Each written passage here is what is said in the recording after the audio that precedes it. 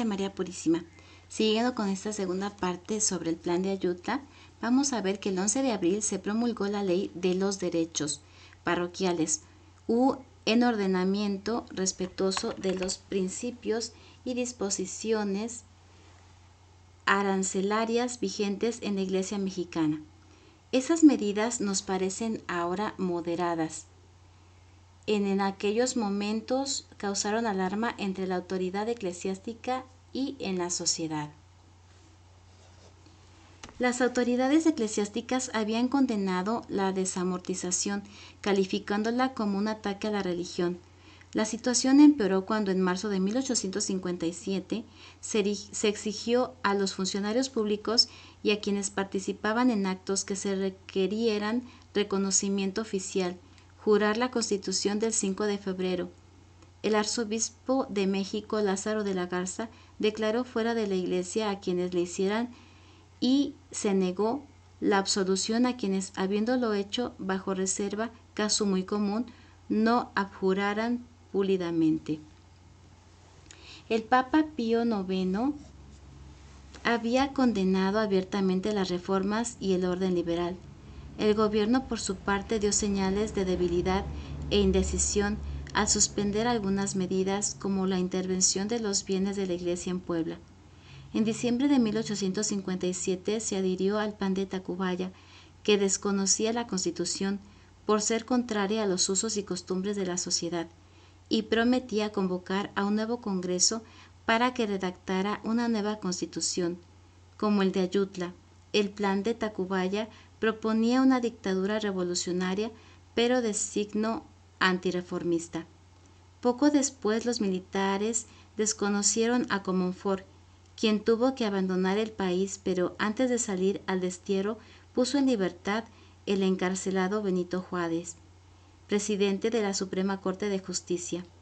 Hubo entonces dos gobiernos, el del golpe militar encabezado por Zuloaga en la capital y el del presidente Juárez, quien salió a Guanajuato, donde llamó a defender el orden constitucional. El 10 de marzo de 1858, Juárez salió de Guanajuato tras la derrota de sus fuerzas en Salamanca.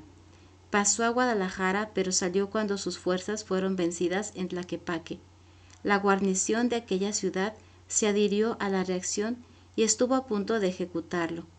Logró embarcarse a Manzanillo para llegar, pasando por Panamá y Nueva Orleans, a Veracruz, donde estableció su gobierno hasta enero de 1861. La Guerra de Reforma, como se conoce también a esta guerra de 3 años, se desarrolló en todo el país. Los acreedores extranjeros reconocieron al gobierno que ocupaba la capital de la República. El 23 de julio promulgó la ley sobre el matrimonio civil y el 28 el reglamento para los juzgados del registro civil. Antes, en la ley de 1857, el matrimonio se reconocía como sacramento administrado por la autoridad eclesiástica, de la cual había que informar a la autoridad civil para que tuvieran efecto oficial. Ahora se le consideraba un contrato civil que debía celebrarse ante las autoridades gubernamentales. El 31 de julio se secularizaron los cementerios, cesando así la intervención del clero en camposantos, panteones y criptas.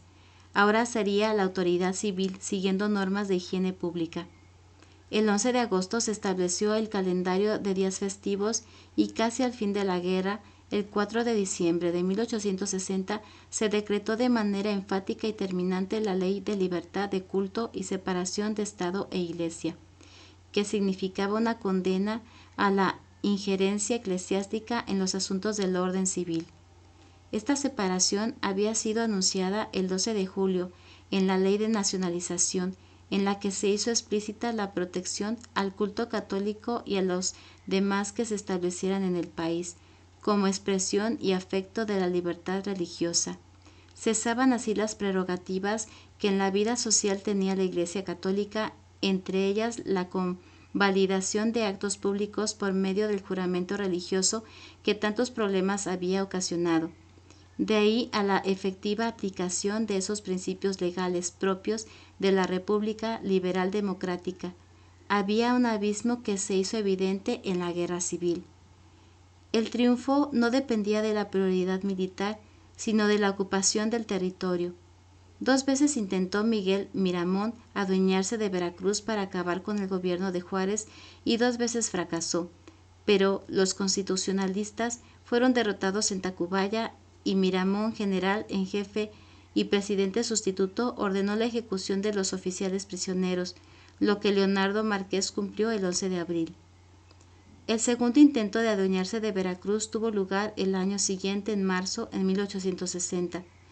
Al llegar Juárez a la Ciudad de México, desconoció los acuerdos y deudas del gobierno de Zuluaga y de Miramón y expulsó a los representantes de España, de Guatemala y de Ecuador. Al nuncio papal, el arzobispo de México y al obispo de Michoacán por su abierta participación a favor del gobierno del Plan de Tacubaya. En julio de 1861, el gobierno declaró una moratoria disponiendo que se quedarían los ingresos a las aduanas destinados al pago de la deuda extranjera. Los representantes de Francia e Inglaterra pidieron sus pasaportes, dando por terminada las relaciones diplomáticas. A fines de octubre, Francia, España e Inglaterra celebraron la Convención de Londres, de la que resultó un plan de ocupación para asegurar los derechos de sus ciudadanos residentes en México y el pago de las deudas contraídos por el gobierno de México.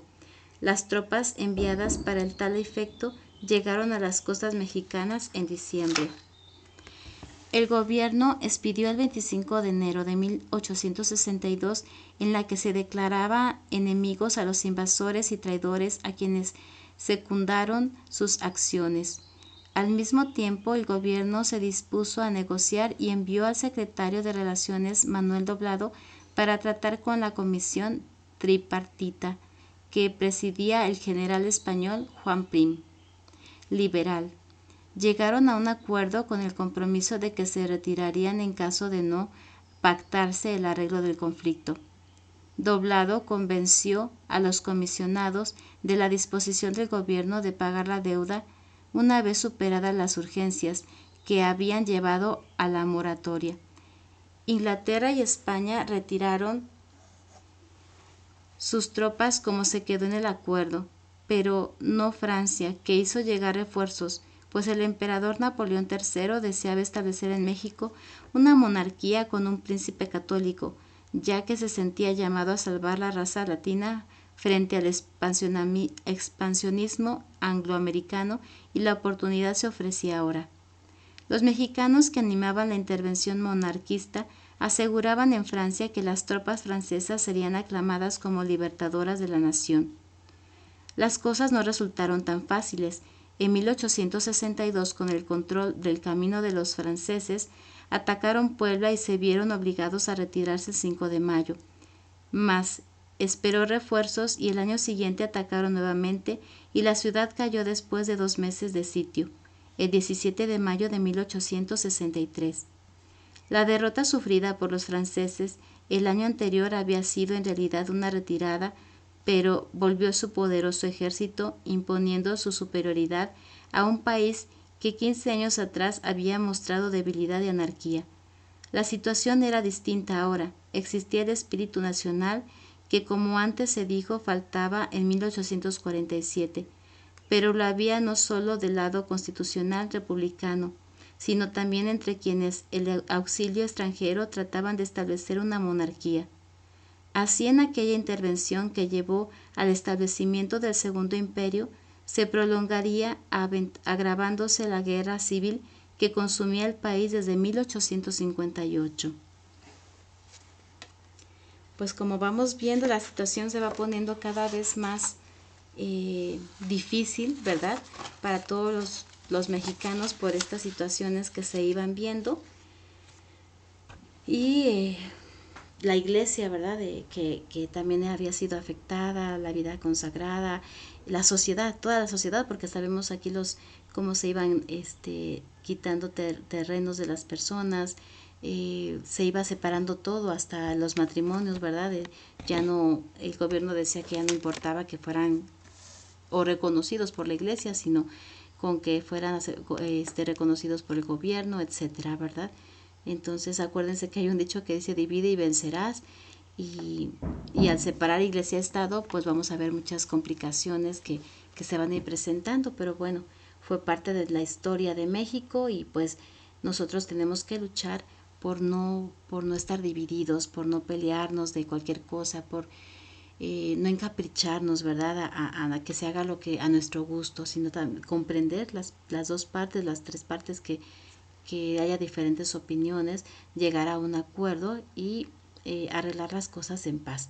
Siempre digan ustedes, ¿qué haría Jesús en mi lugar? Y nunca nos vamos a equivocar, ¿verdad? Ni vamos a permitir que nuestro egoísmo, nuestro rencor o nuestra envidia hagan lo que no le agradaría a Dios. Bueno, mañana nos vemos en la siguiente cápsula, no te la pierdas.